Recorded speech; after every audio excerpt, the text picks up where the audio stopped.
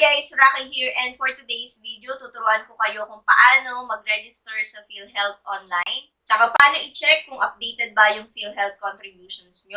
And lastly is kung paano ba magbayad ng PhilHealth contributions online para sa mga freelancers na katulad ko o para dun sa mga taong walang trabaho pero gusto nilang magbayad ng kanilang PhilHealth.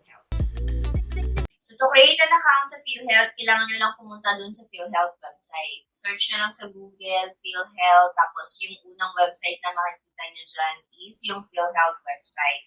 Tapos magadirect na kayo dito pag click nyo yan, and then punta kayo dito sa online services, tapos click nyo yung register or login.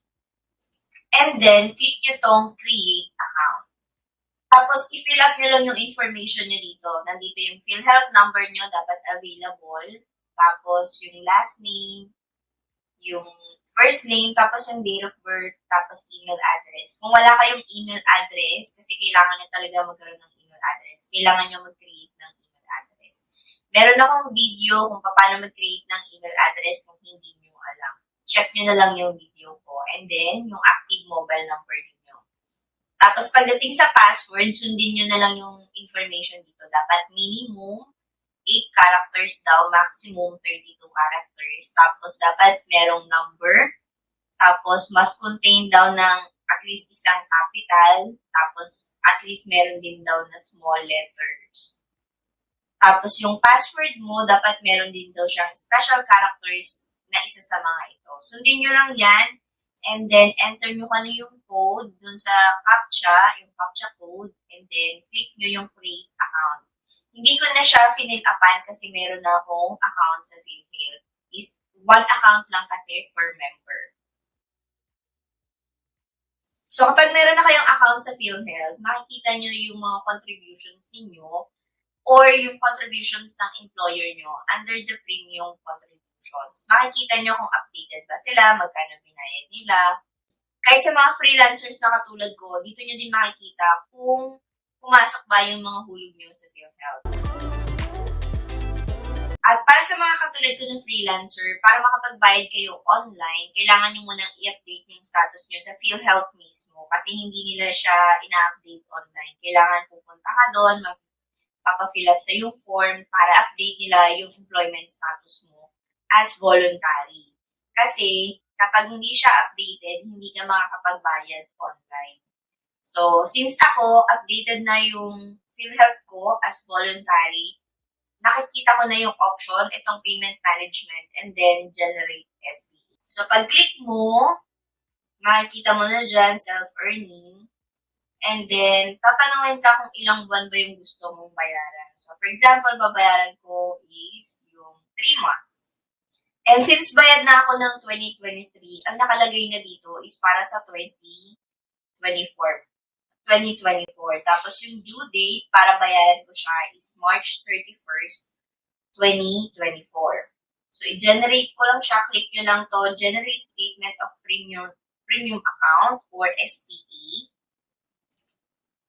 And then, you are about to generate SPE. Applicable period, yes. Kung gusto mo, click yes. If no, ayaw mo, click nyo lang yung yes since magbabayad ako. To pay, click on pay. Okay, this is your SPA number. Tapos, pwede mong i-click itong MYEG Philippines, yes. And then, next. So, pwede mong gamitin yung GCash mo, PayMaya, o kaya naman yung debit card or credit card mo para bayaran yung SSS contribution. Pero sa akin, last year ang ginamit ko is GCash. So, this year, gagamitin ko din is GCash natin. Tapos, proceed tayo. Okay. And then, enter nyo lang yung GCash number nyo.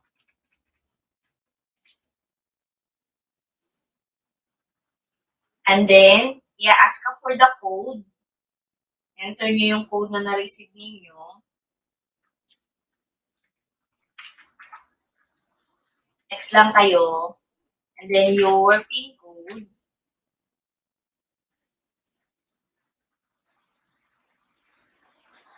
Tapos, make sure na meron kayong balance syempre sa GCash ninyo. And then, kung happy na kayo, okay na yan, then proceed.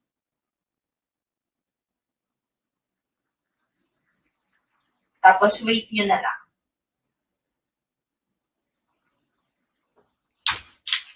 Kaya na guys, ganyan lang kadali magbayad ng PhilHealth contribution. Tapos, makaka-receive na rin kayo ng confirmation na successful yung payment. And that's it for today's guys. Thank you for watching until the end. Please support my channel by clicking on the like button and subscribing to my channel para sa YouTube is mas i-promote niyo pa ang aking mga videos. Hanggang sa muli, paalam!